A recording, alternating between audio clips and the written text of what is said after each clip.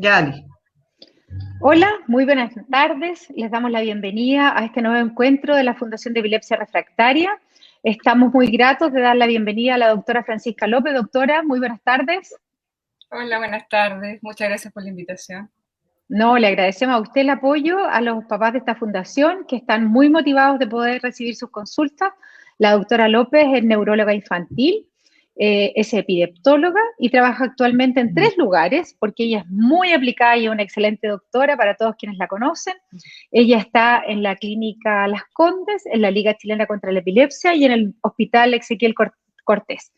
Doctora, bienvenida. Le voy a dar el pase a Rosa Reitman, quien es la presidenta de la fundación. Rosita. Bueno, hola doctora, ¿cómo está? Bienvenida. Es muy grato verla. Hace tanto tiempo ya que no la veía. Y bueno, ahora trabajando en esto, tratando de que esto camine bien. Así que tratando de darle todo el vamos a esto.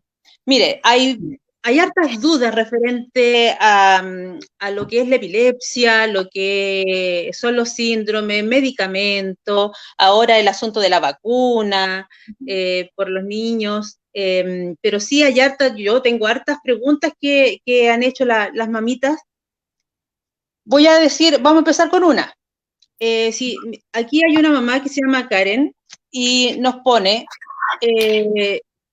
si no se tiene ningún daño en el cerebro, ¿se puede curar la epilepsia? Creo que tiene crisis de ausencia y convulsiones, que ella dice, ¿puede ser por un estrés emocional? Ya. Súper buena pregunta. Karen. Karen, entonces, al parecer tiene un hijo que probablemente es un poco más grande, quizás no es un bebé, un niño más grande, que hace Sí, no pone... aparentemente desconexiones y hace también convulsiones. Y aparentemente el niño tiene un cerebro, entre comillas, normal, dice ella, porque probablemente le han hecho algún estudio, me imagino alguna resonancia y eso ha parecido bien.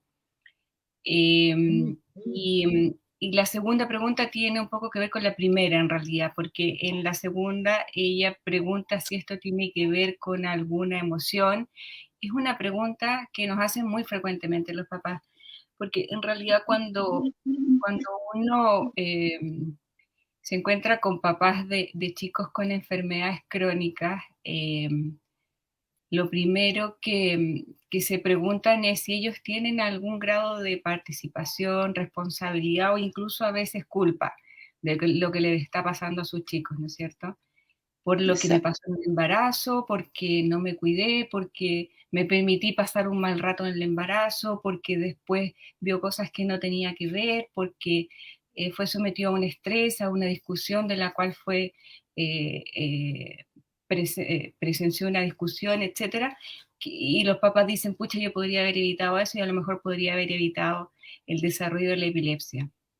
La epilepsia es una enfermedad neurológica que es mucho más compleja que una emoción o una reacción a una emoción en realidad.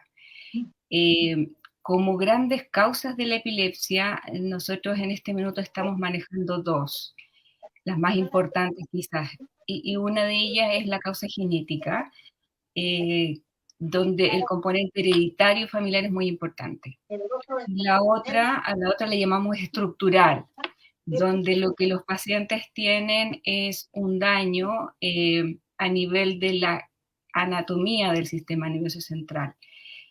Yo les trato de explicar esto a los papás y les explico, por ejemplo, una casa con ladrillos y donde yo voy ordenando los ladrillos y en algún minuto ese ladrillo me queda un poco torcido, un poco dado vuelta o quedó mal pegado y esa estructura, esa parte de la casa no está igual al resto.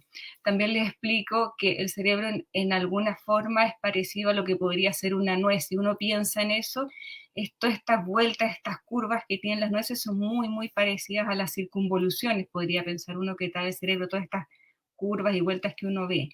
Y esa estructura es muy parecida en todos nosotros. Cuando alguna de esas vueltas o curvas o circunvoluciones tiene alguna pequeña alteración y una vuelta y queda como para otra parte, eso es un daño estructural, ¿no es cierto? Y es algo que yo podría quizás detectar y ver en una resonancia.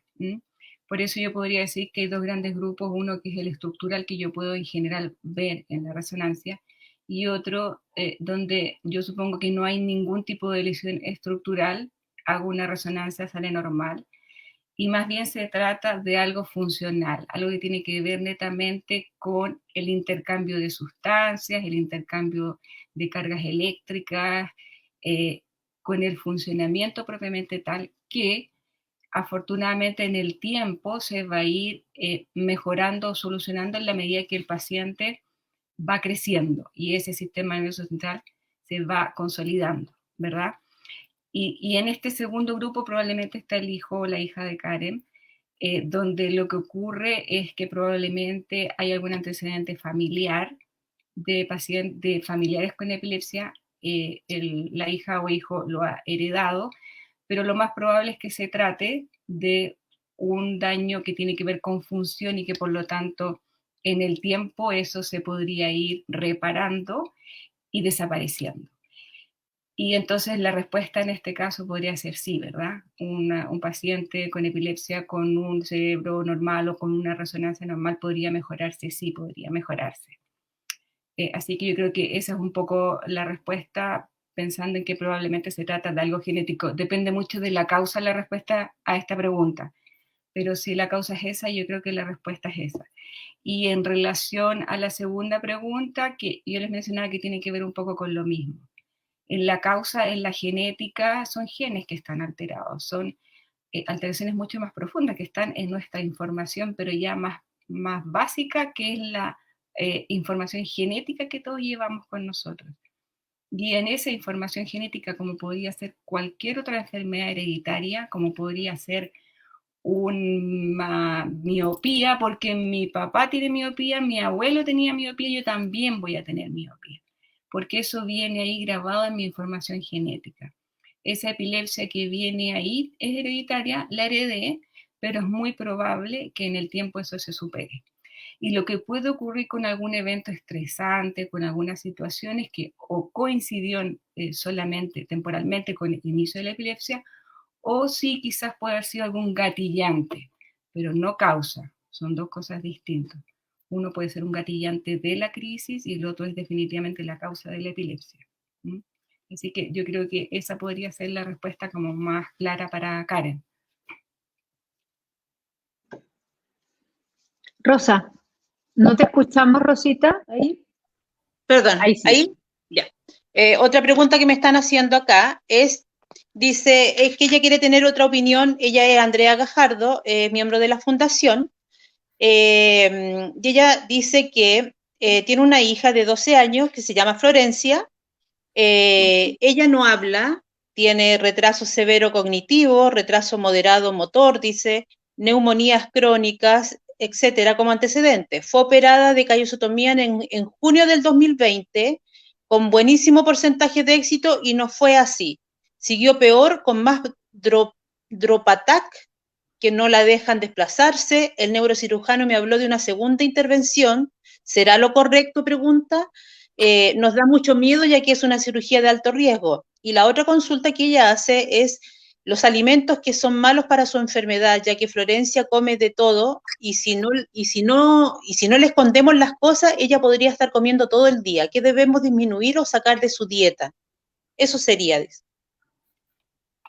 Ya, bueno, aquí probablemente, claro, pareciera ser un caso un poco diferente al primero, ¿no es cierto?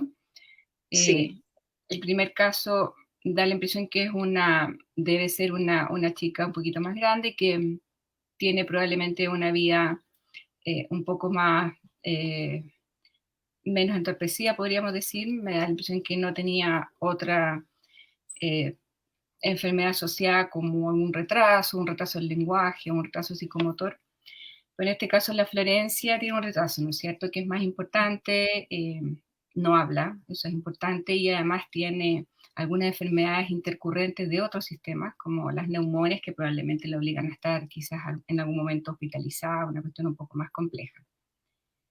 Y en ella se planteó una cirugía que es bastante buena, pero que es la callosotomía, cuando tenía 10 años, ¿verdad? O menos, cuando tenía No, 9. fue el año pasado, El año pasado, cuando tenía 11 años. 11 años. Es una cirugía que no es una cirugía curativa. Cuando nosotros planteamos cirugía en un paciente, lo hacemos pensando en un paciente que tiene una epilepsia refractaria, es decir, una epilepsia que no ha respondido por lo menos a 2 fármacos utilizados de manera correcta. Distinto al primer caso, donde por tratarse de una epilepsia familiar, genética, hereditaria, ¿no es cierto?, en un paciente sin mayores complicaciones, suponemos que no va a estar en el grupo de las refractarias y va a responder bien en el tiempo, incluso hacia la mejoría. En este caso, Florencia tenía una epilepsia refractaria. Y en ese caso se tuvo que plantear una cirugía. Cuando yo pienso en cirugía, tengo que saber que hay 2 tipos de cirugía.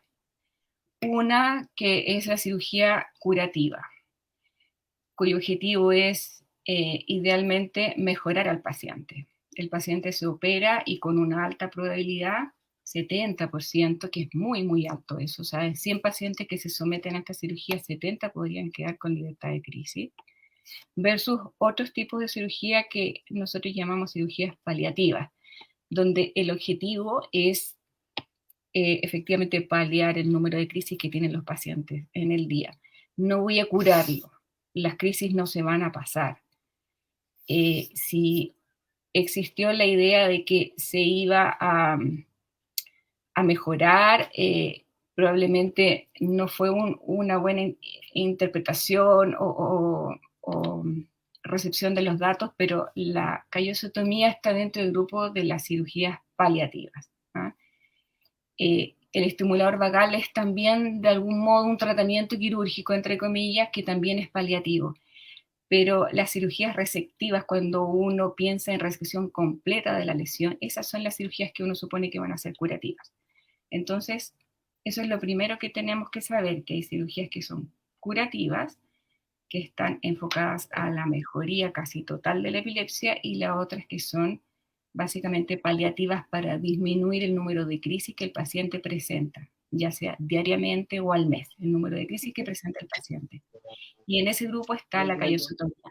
Ahora, la callosotomía es un tratamiento que es bien especial porque tiene indicaciones súper precisas, y lo menciona Andrea cuando menciona el drop attack, que es un tipo de crisis específica donde yo pienso en hacerle una callosotomía al paciente.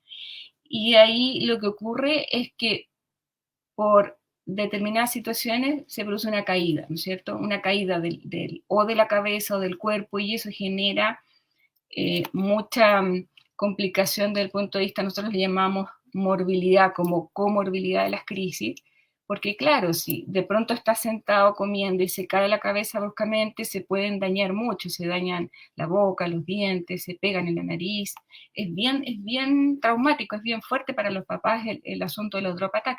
Y si puede andar de pie y se puede sostenerse, el paciente hace un drop attack y simplemente se cae. Entonces, donde esté, si está en el baño, se puede pegar con el lavamanos, si está en la cocina con alguna llave.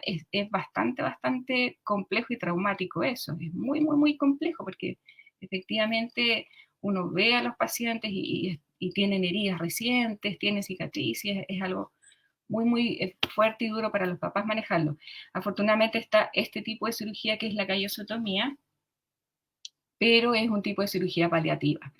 Por lo tanto, puede ocurrir que no exista mucha respuesta, y en el mejor de los casos que existe una respuesta, pero es solamente en base a una reducción de porcentaje del número de crisis que el paciente tiene, ¿ya?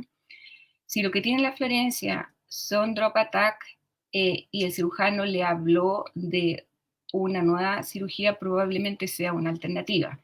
porque la callosotomía en un primer momento, a veces generalmente no es una callosotomía total, no se reseca el cuerpo calloso, que es una estructura, Rosita, que está en el medio de los dos hemisferios.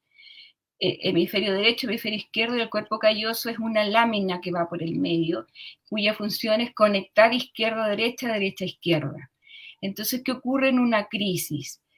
Si la crisis parte, por ejemplo, en el lado adelante, en la frente adelante, en el lado derecho, existe una probabilidad de que esa actividad epileptiforme y esa crisis pase a través del cuerpo calloso al lado izquierdo y generalice.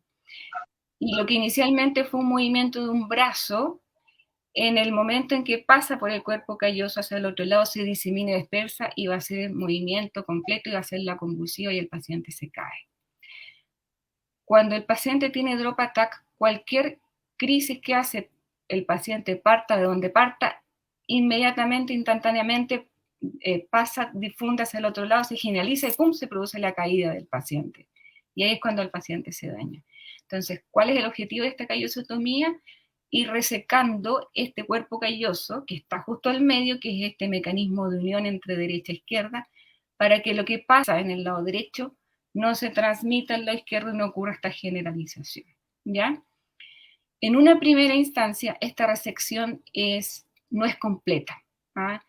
Es una resección anterior del cuerpo calloso, se reseca los 2/3 anteriores del cuerpo calloso y se deja la parte posterior. Pero en este dejar otras fibras de la parte posterior, especialmente para evitar algunas reacciones adversas o complicaciones asociadas a, ocurre que, claro, en el postoperatorio o posterior a la cirugía o tiempo después de la cirugía, empiecen entonces nuevamente las fibras a conectarse, y cuando ocurre una crisis rápidamente pasa al otro lado, se disemina y vienen los drop attack. Entonces lo que ocurre habitualmente en un segundo tiempo es que se hace una resección completa del cuerpo calloso como una segunda alternativa cuando la primera no ha resultado. Y en ese caso se espera evidentemente una mejor respuesta. Yo creo que el cirujano hizo primero una cuerpo callosotomía anterior y ahora está pensando en completar esa callosotomía para tratar de encontrar una mejor respuesta de los drop attacks que tiene la Florencia. Así que yo creo que eso tiene que conversarlo muy bien con su neurocirujano y revisar bien, porque efectivamente podría ser una alternativa para ella, pero evidentemente es algo que hay que tomar en consideración personalmente ellos. Es una cirugía que es una cirugía que tiene un postoperatorio bastante prolongado, con complicaciones inmediatas bastante importantes, pero recuperables. Pero es algo que creo que tienen que tomar la decisión los papás, con el neurocirujano, quizás con el epileptólogo que vea la Florencia, y juntos decidir si van a intentar esta nueva etapa, que es la nueva cirugía, porque sí que la cuerpo callosotomía es una cirugía que es grande, tiene una recuperación que es lenta, y a lo mejor los papás no van a estar dispuestos a pasar nuevamente por eso, y a lo mejor vamos a esperar un tiempo y ver. Entonces creo que es una decisión muy personal de la familia, pero evidentemente que tiene que conversarlo con su tratante y llegar a la mejor solución de eso. Doctora, nos consultan por Facebook. ¿Es habitual que el efecto, quizás no es la palabra, pero esa aparente disminución de crisis dure un tiempo con la callosotomía y se deba realizar nuevamente? ¿Es común que se repita esta operación? No es tan común, pero sí puede pasar que en el tiempo vayan reapareciendo las crisis, por lo que les explicaba de que la callosotomía inicialmente no es completa, sí, puede pasar eso. Se conversa eso previamente, los neurocirujanos tienen bastante claro eso en relación al cuerpo callosotomía. Ahora, la callosotomía es una cirugía que tiene mucha experiencia acá en Chile. Se conoce bastante, los neurocirujanos que la realizan tienen conocimiento y saben los pros y los contras, y yo creo que lo que puede ocurrir es que quizás se entiende que va a ser algo curativo y efectivamente no lo es. Es no lo algo es, que es claro. paliativo. Es paliativo. Otra consulta que nos hacen, doctora, dice relación con el tema de la vacuna. Perdón, Me usted quería quedaba, agregar algo. sí, perdón, porque Ah, mamá de Florencia tiene usted razón, sí, me sí, sí. preguntó por los alimentos. No, hay algunos síndromes neurológicos que producen hiperfagia, que llamamos nosotros, que esto como de comer mucho. No sé si corresponderá a eso, alguno de esos en el caso de la Florencia. Pero nada, puede ser que como mucho porque es muy impulsiva nada más y le gusta comer y es difícil controlarla y debe haber alguna cosa conductual ahí. También de su parte y quizás está con algún medicamento que también le aumente el apetito, son cosas que hay que revisar. En relación a los alimentos que le hagan mal, yo te diría que es como cualquier niño. El exceso de azúcares, el exceso de, en general, hidratos de carbono, muchas masas, eh, el exceso de dulces, que es un hidrato de carbono directo, y algunos trabajos, yo lo he revisado más por el tema de hiperactividad y otros, hablan de los problemas que pueden generar alimentos que tienen muchos colorantes de la línea de los rojos, de los cafés, ¿no es cierto? Las bebidas que tienen color rojo, color café, preferir las que son blancas o las que son más transparentes, las cosas más light, sin azúcar, el yogur, si es yogur que sea natural y no con colorantes, la leche que no sea de frutilla ni chocolate, sino que leche sin sabor o a lo mejor de vainilla que no tiene este colorante, ese tipo de cosas, pero eso es algo que es transversal para todos los niños en el manejo conductual. Para el manejo de la epilepsia, porque también esto es algo que me preguntan muchos los papás, ¿qué alimentos les hacen mal? No hay ningún alimento en particular que como paciente con epilepsia le haga mal. Es como niño en general, que hay muchas cosas que les hacen mal, muchos alimentos que no es bueno que lo coman en exceso, porque les pueden producir insomnio, porque les pueden producir irritabilidad, porque les pueden producir más inquietud y son chicos con enfermedades neurológicas, son más sensibles todavía, entonces hay que evitar eso. Otra cosa es la dieta cetogénica, donde lo que uno hace es que programa una dieta que es muy, muy, muy, muy estricta, donde lo que se hace es que casi se elimina el aporte de hidrato de carbono de la dieta y que para que tenga efecto tiene que ser ultra estricta. Entonces, yo, por mi parte, quitándole los hidratos de carbono así por lo que yo creo, no me va a resultar. Porque incluso en estos pacientes que están con dietas súper estrictas, si se salen un poco un día con algo, rápidamente la dieta se desequilibra y pierde su efecto. Entonces, Rosita, tu Seba estuvo con dieta cetogénica, ¿verdad? Tú recordarás, estamos hablando de eso, que es una cuestión como súper, súper estricta. Entonces, no es algo que uno puede realizar en la casa. Por lo tanto, la recomendación aquí es alimentarlo lo más sano posible como cualquier niño, ¿ya? Una alimentación lo más sana y equilibrada posible, ¿ya? Porque otro tema es dieta cetogénica y entiendo que eso se va a trabajar también más adelante en una de estas reuniones. Sí, lo hemos ¿Ya? estado abordando también. Ajá. Doctora, otra consulta que le mencionaba que hemos recibido dice relación con el tema de las vacunas, de la vacuna por el COVID. Es así, Rosita, ¿verdad? Sí, sí, me han llegado bastantes consultas, ¿Ya? si hay que vacunar o no a los niños, si van a vacunar a los niños, en este caso, que tienen 12, entre 12 y 15 años, por el hecho de que ellos toman muchos medicamentos. Hay hartas preguntas sobre eso. Sí. Yo creo que esto tenemos que, porque como la respuesta lamentablemente no es positiva por ahora, tengo que devolverme un poco a cuando empezamos con lo del COVID, donde las organizaciones internacionales que trabajan con pacientes con epilepsia, las organizaciones mundiales que son la ILAE, ¿verdad? Que probablemente ustedes la han escuchado hablar, que es la Liga Internacional contra la Epilepsia. Las recomendaciones que dieron inicialmente en relación a los pacientes con epilepsia y COVID o infección por COVID, la verdad que fueron bastante tranquilizadoras para todos nosotros. Lo primero que nos comentaron era que los pacientes con epilepsia no eran más sensibles al COVID que los pacientes sin epilepsia. Que los pacientes con epilepsia no iban a ser, si se infectaban, una enfermedad más grave por COVID que los pacientes sin epilepsia. Y que los medicamentos de los pacientes con epilepsia tampoco iban a generar una infección, una enfermedad más grave si se contagiaban. Y se hizo todo un análisis entre los medicamentos para la epilepsia y los medicamentos que se estaban usando en ese momento para la infección por COVID, y había muy pocas interacciones en general, y las interacciones que habían ya estaban súper claras, y nos mandaron tablas, y las tablas se ponían al día, y nos decían con este puede pasar esto, y este antiviral con este otro fármaco antiepilético, y eso está súper claro. En la eventualidad de que el paciente se hospitalice y requiera usar algún fármaco antiviral o corticoides o el fármaco que sea necesario, la vitamina tanto para el tratamiento agudo de la infección por COVID, está muy claro qué es lo que va a pasar y qué es lo que hay que hacer en cuanto a ajuste de los otros fármacos, dependiendo del fármaco que el paciente esté recibiendo.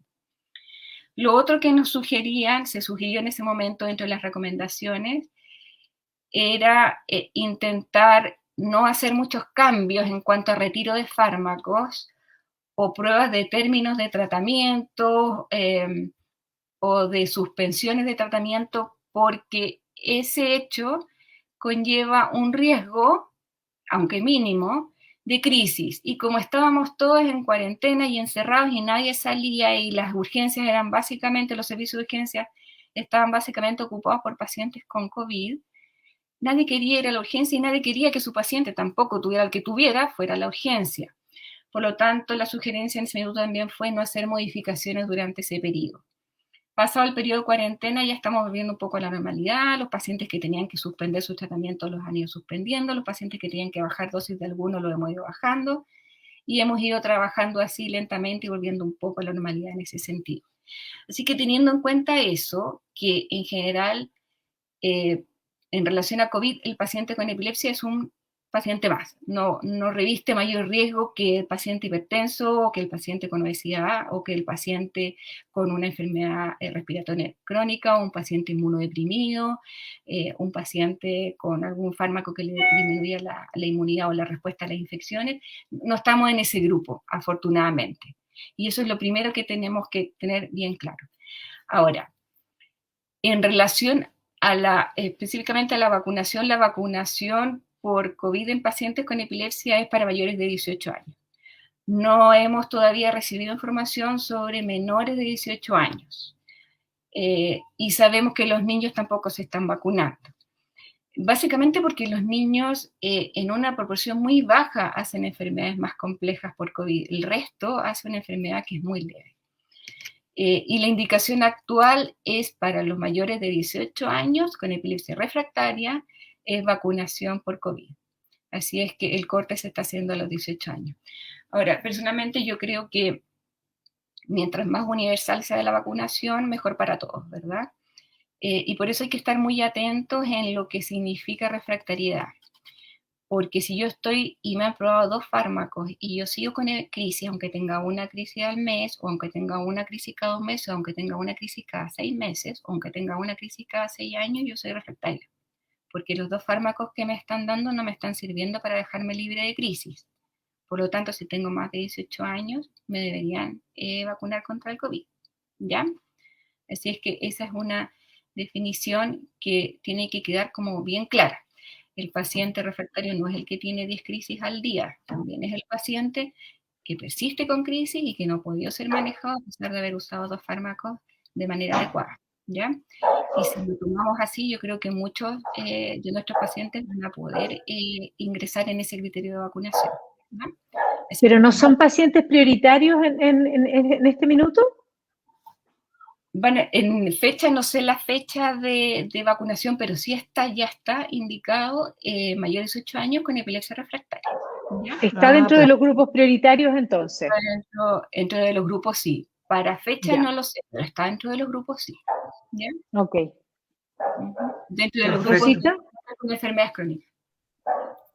Ya, mire, otra consulta que acá me llega, yo sí, que otra mamá de la fundación dice, ¿Puede tener relación las convulsiones con el desarrollo y parte de la adolescencia o falta de algún tipo de hormonas? ¿Y por qué se puede producir una epilepsia que solo tenga convulsiones en la madrugada luego de las 3 de la mañana y una vez a la semana? ¿Será que algo está fallando a esa hora o esto ha ido en aumento? Ya, yo sí.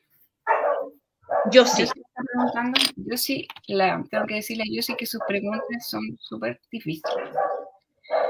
No tenemos una respuesta muy clara para algunas de ellas, porque una tiene que ver con desarrollo, hormona, adolescencia, que son como dos en una, ¿verdad? La otra, la de la madrugada, es la que no tengo muy claro, pero lo tenemos medianamente claro. Efectivamente, dos cosas. Hay epilepsias que se presentan durante la adolescencia. En el grupo de las epilepsias, cuando uno las estudia y cuando uno las empieza a organizar y a clasificar, puede definir aquellas que se presentan en el recién nacido, aquellas que se presentan en el lactante, aquellas que se presentan en el preescolar, aquellas que se presentan en el escolar, en el adolescente y en el adulto mayor, ¿ya? Y cada una de estas epilepsias, que son todas distintas, por eso nosotros somos muy insistentes en hablar de epilepsias y no de epilepsia, porque en epilepsias hay muchos pacientes muy distintos. Y cuando uno junta un grupo de pacientes con epilepsia, se da inmediatamente cuenta que es muy variado, son todos muy distintos, cada uno con su característica particular, dependiendo del tipo de epilepsia que tiene. Entonces, en esta edad de presentación, que es otra forma de clasificación de las epilepsias, importa mucho la causa. Nuevamente nos vamos a la etiología, que llamamos nosotros, que es la causa. Y nuevamente la causa, si es básicamente estructural, infecciosa, hay otras causas también, la infecciosa, genética, las causas autoinmunes, incluso en algunas en que no tenemos muy claras las causas. Y dentro de las epilepsias que se manifiestan en la adolescencia, hay un grupo importante que tiene que ver con causas genéticas, un poco parecido al caso de Karen, del primer caso que me preguntaban, que tiene ausencia y tiene convulsiones, donde yo les mencionaba que lo más probable es que la hija de ella o hijo tenga alguna antecedente familiar y por lo tanto hay un gen que se está heredando y así se heredará por siempre, ¿no es cierto? Como se hereda el color de los ojos, así también se va a heredar esto. Por lo tanto, la respuesta es sí. Hay un tipo de epilepsia que se puede presentar o manifestar y el niño haber estado toda su vida sin nada, sin ningún tipo de crisis, y llega el momento en que se desencadena y eso tiene que ver con la adolescencia. Eso lo tenemos muy claro. El punto de exactamente cuándo no lo sabemos. Suponemos que nosotros le llamamos que hay un primer como hit, que es como un golpe que se supone que es toda la parte genética, y hay un segundo hit, entre comillas, que es como el estímulo como más ambiental, probablemente, donde se juntan muchos otros factores que finalmente determinan que se manifieste clínicamente, porque el paciente estuvo toda su vida con esta alteración genética, pero solo la viene a manifestar en la adolescencia. Y eso es lo que todavía no tenemos muy claro. Pero evidentemente él estuvo, el hijo o la hija de Yossi estuvo todo ese tiempo previo a su debut sin epilepsia.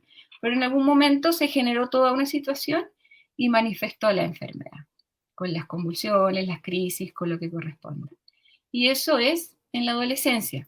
Y nosotros sabemos cuando a veces me llega, por ejemplo, a mí algún examen que tengo que revisar, un electroencefalograma, y me dicen paciente debut, epilepsia, 14 años. Y yo inmediatamente sé cuáles son las probables epilepsias que podría tener el paciente sin conocerlo, solamente por la edad en la que se está presentando, ¿ya? Y también puedo suponer la causa, también puedo suponer el tipo de crisis, puedo suponer el tratamiento que le tengo que dar y puedo suponer la evolución del paciente. Y también incluso puedo saber si tiene familiares o no, simplemente con la edad. Entonces eso es muy importante y eso en ese sentido está bien claro. otra respuesta que podría tener esta pregunta es en relación a pacientes que ya tienen epilepsia y que llegan a la adolescencia, sobre todo niñas, y con la menstruación se descompensan y tienen más crisis durante su periodo menstrual. Y eso sí está regulado hormonalmente y nosotros sabemos y le llamamos epilepsia o crisis catameniales, y son aquellas que están relacionadas con la menstruación, con el periodo menstrual. Y viene la menstruación y le aumentan las crisis, y después se queda tranquila, y viene la menstruación al otro mes y le aumentan las crisis. Entonces, justo hay una pregunta relacionada a eso. Hay una ¿ya? pregunta de una mamá que dice su hija tiene 12 años y me preocupa que al llegar su periodo las crisis aumenten. ¿Tiene Claro. relación o no? Justo Claro. ahí usted está respondiendo sobre ese tema. Exactamente. Entonces, cuando nosotros vemos ese comportamiento, lo que hacemos es que les dejamos medicamentos, más o menos, le decimos ya sabe más o menos cuándo le empieza a darle un día antes, o simplemente cuando ya le arregla, le agregamos un medicamento, que habitualmente es una benzodiazepina, eso tiene que ver con su tratante, y lo usamos durante ese periodo, él dice ya usó de los 3-5 días durante el periodo y después se puede retirar ese medicamento para que no tenga que estar siempre con ese, porque habitualmente el paciente ya está con un medicamento de base y no justifica dejarlo un segundo, sino solamente en esos periodos. Y eso sí también lo vemos mucho y se llama crisis o epilepsia catamenial, desencadenada o empeorada en estos casos por o con la menstruación.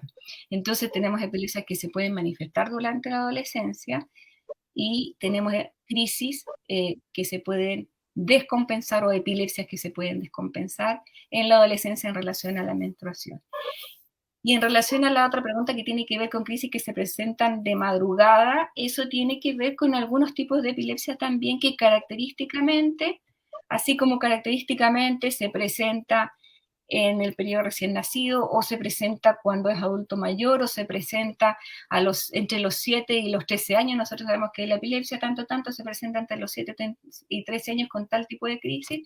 También sabemos que hay ciertas epilepsias que se presentan sus crisis en la madrugada, u otras que se presentan al despertar, u otras que se presentan al dormir, u otras que se presentan solamente durante el día, como otras que se presentan solamente durante la noche, ¿ya? Habitualmente esas son las epilepsias frontales, que tienen origen en el cerebro de las partes anteriores, y que son habitualmente también hereditarias, se llama autosómica dominante lóbulo frontal, por ejemplo, pero pueden haber otras también, pero también están reguladas esas genéticamente, ¿ya?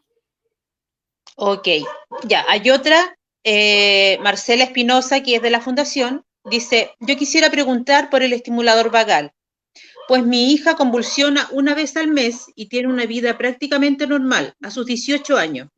Está en cuarto medio y sus limitaciones son con quedarse sola, trasnochar y ese tipo de cosas. En casos como ella, he investigado y la efectividad del BNS es muy baja y además con varios efectos secundarios que interferirían en las cuerdas vocales, dolor de garganta y dificultad para tragar. Si me pudieran dar su opinión. El estimulador vagal, lo mencionaba recién, muy interesante la pregunta, muy importante. Como lo mencionaba recién, podríamos decir que es una cirugía. ¿Ah? No es estrictamente una cirugía de la epilepsia, porque el neurocirujano no tiene que hacer una cosa intracraneana, ¿no es cierto? Porque es extracraneana, efectivamente es en la zona del cuello, tórax, arriba. Pero está podríamos decir que está dentro de las cirugías de la epilepsia, y que son efectivamente también paliativas. Esto significa que luego de la instalación del estimulador vagal, lo que yo persigo, mi objetivo es disminuir el porcentaje de crisis que el paciente tiene a diario. Y como todas las cirugías de la epilepsia, ya sean curativas o paliativas, están básicamente indicadas en pacientes que no pueden ser manejados con medicamentos. En el caso específico del estimulador vagal, se reserva o se indica cuando no puedo hacer una cirugía resectiva, cuando el paciente tiene una lesión estructural, por ejemplo, una secuela de una asfixia neonatal, una secuela de un accidente, una secuela de la infección, ¿no es cierto?, una encefalitis herpética, ¿no es cierto?, que sabemos que dan epilepsias muy complejas y donde la lesión es muy difusa en ambos hemisferios. Por lo tanto, el cirujano entra y no tiene efectivamente qué es lo que puede resecar, porque hay muchas áreas del cerebro que están generando las crisis. Por lo tanto, en esos casos, lamentablemente, la cirugía resectiva no va a tener una indicación. El estimulador vagal es una muy buena indicación en esos casos cuando no se puede hacer alguna cosa más receptiva como una callosotomía o como una resección focal o una dieta cetogénica o cuando definitivamente los fármacos no resultan. Sí que puede ser una alternativa. Me da la impresión que en el caso de la hija de Marcela es una niña que es muy funcional, que está terminando el colegio, que tiene crisis bastante poco frecuentes.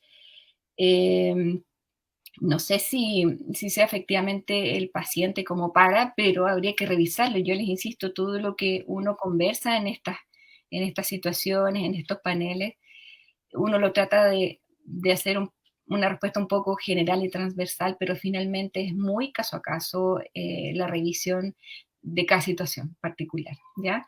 Así que hay que ser como súper cuidadoso con eso.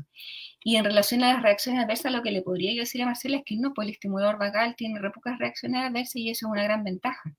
Así es que por ese lado no habría mayores dificultades. Sí hay que ver efectivamente si corresponde o no corresponde en ella la indicación particular. Probablemente habría otras cosas que hacer, no sé, hay que revisar ahí el caso en particular. ¿Ya? Ya, y me llegó otra que dice, es de Jocelyn Monroy. Ella tiene un pequeño, dice, después de una cirugía de hemiferoctomía, ¿cuánto tiempo se puede llegar a demorar en ver resultados? Después de una hemiferoctomía parcial para eliminar las crisis de epilepsia multifocales, si no se tienen resultados esperados, ¿qué es mejor, el estimulador o una hemiferoctomía completa? A ver, la hemiferotomía en general es una cirugía que es bien parecida una de otra. No hay una hemiferotomía parcial versus una hemiferotomía total, ¿ya?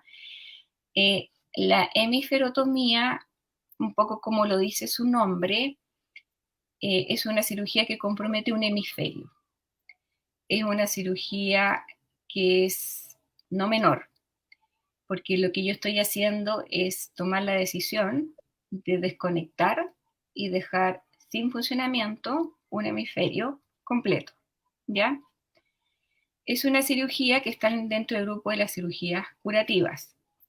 Por lo tanto, mi paciente podría quedar libre de crisis con una probabilidad bastante alta luego de la hemiferotomía, ¿ya?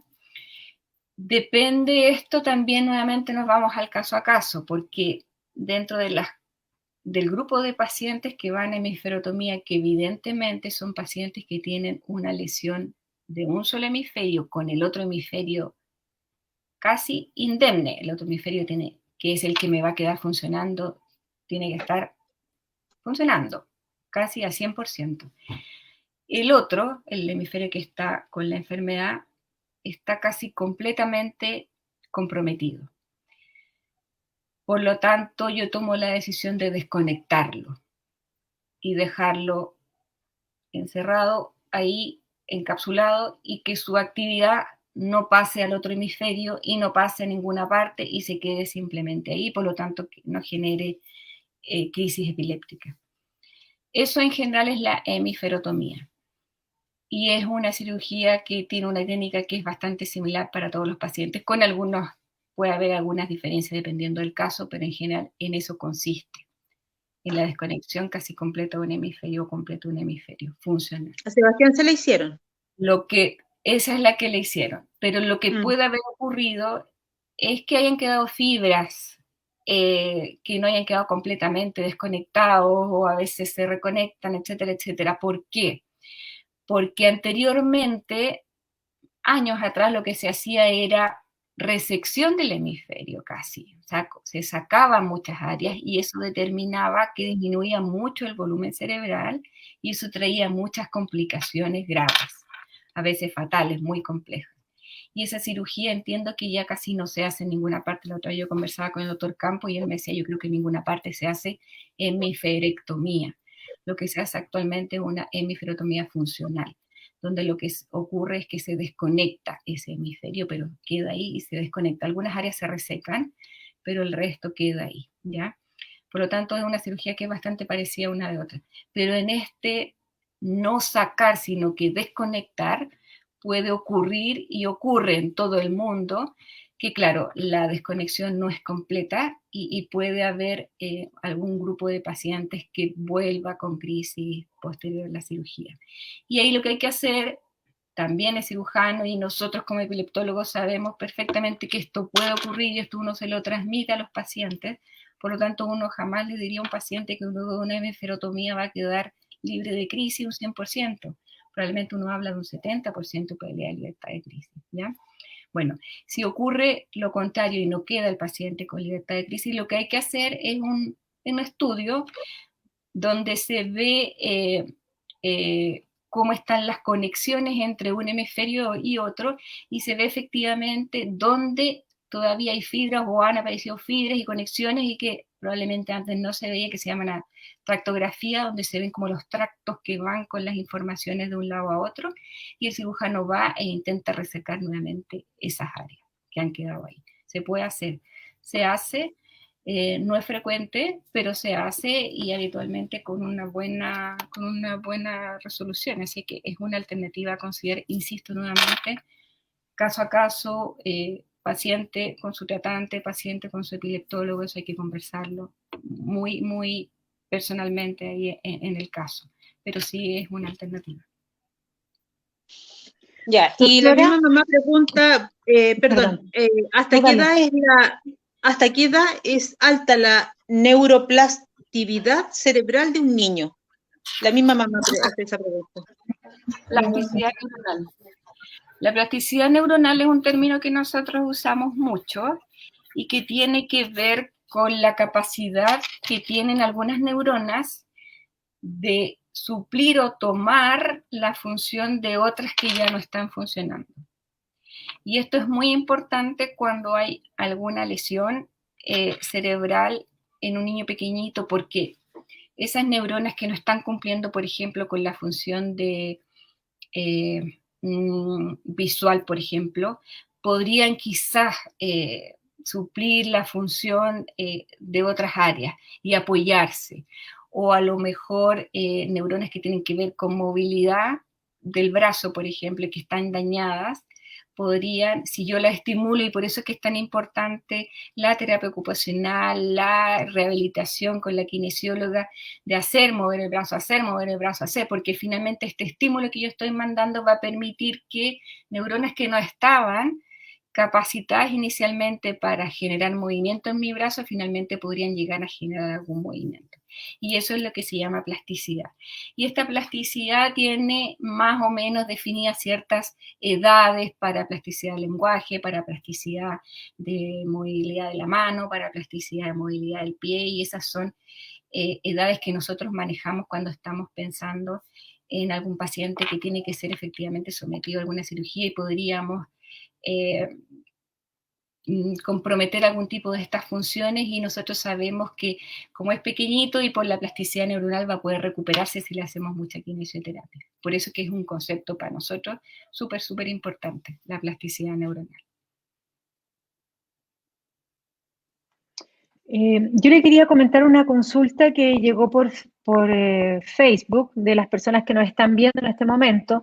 No obstante, quiero recordar que luego esta entrevista queda disponible para todas las personas en la plataforma de Facebook, así que las pueden remirar, reconsultar, etc.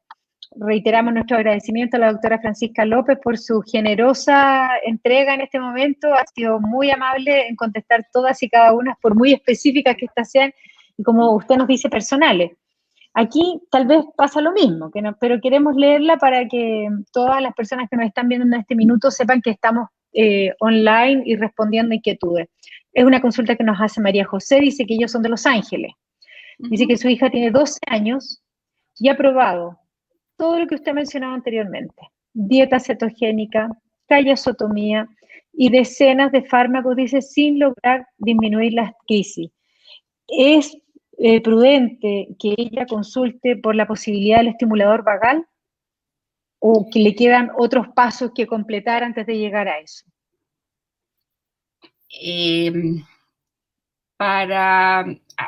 Así como me la presentas, María Alicia, yo te tendría que responder que sí, el estimulador vagal es tiene más o menos las mismas indicaciones que la dieta cetogénica.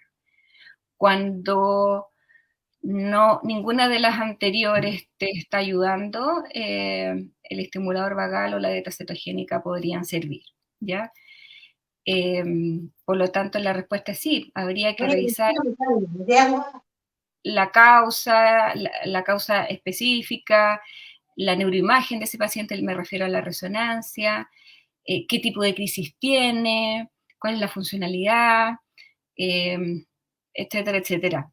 Pero si me preguntas así, mi respuesta es sí.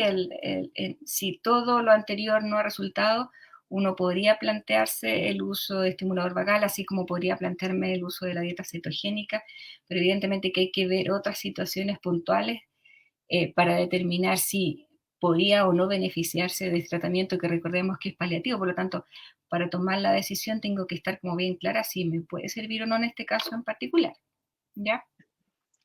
Ok. Doctora, ¿qué consejo le daría usted a las mamás que hoy día nos están siguiendo con todas las dificultades y como usted ve las inquietudes que hay? Pues, o sea, son muy diversas y quizás dan cuenta de que falta quizás un poco de información, de orientación. Eh, ¿qué es lo que le sugiere a usted? Quizás profundizar más la relación con el médico. ¿Cómo podríamos entregarle algunas herramientas de manejo? Yo creo que esto que ustedes hacen es muy relevante. Creo que es muy importante que participen en agrupaciones y que tengan contacto con otras mamás. Si bien, insisto, el tema de la epilepsia es un tema de las epilepsias, aunque mi compañera, mi vecina, tenga un hijo con una epilepsia totalmente distinta a la mía, de todas maneras su experiencia me va a servir y mi experiencia le va a servir. Así es que eso creo que es súper relevante. Eso es muy importante también porque les va a permitir sentirse más apoyadas y más acompañadas. Muchas veces la cuidadora o el cuidador, la cuidadora del paciente con epilepsia está muy solo en su familia y el hecho de estar en contacto con otras mamás que están pasando, han pasado o están recién empezando a pasar por esa situación sirve mucho. Así que insisto en que eso es muy importante. Y eso también un poco, estaba revisando hace poco recién unos datos en relación a la importancia que tiene para nosotros que la cuidadora esté bien desde el punto de vista emocional y se sienta tranquila para poder llevar toda la responsabilidad que implica el manejo de un hijo con epilepsia.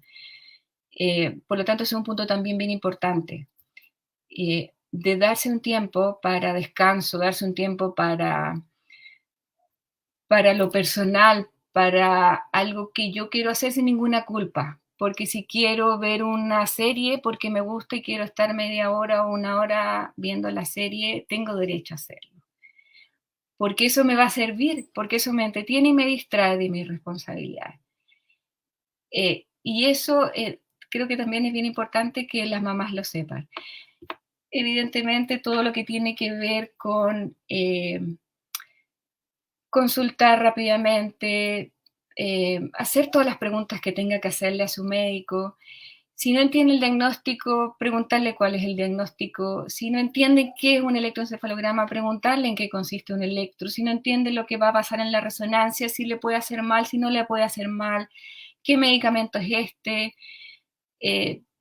por qué mecanismo de acción, por qué me sirve este medicamento. Tienen derecho a preguntar todo lo que quieran en la consulta. Porque nosotros estamos para eso, para explicarle todas las dudas que tienen. Y a lo mejor en una consulta no voy a alcanzar, no importa, me lo anota y se lo digo en la segunda consulta. O a lo mejor hago algún contacto por mail con el tratante, no sé, hay tantas formas.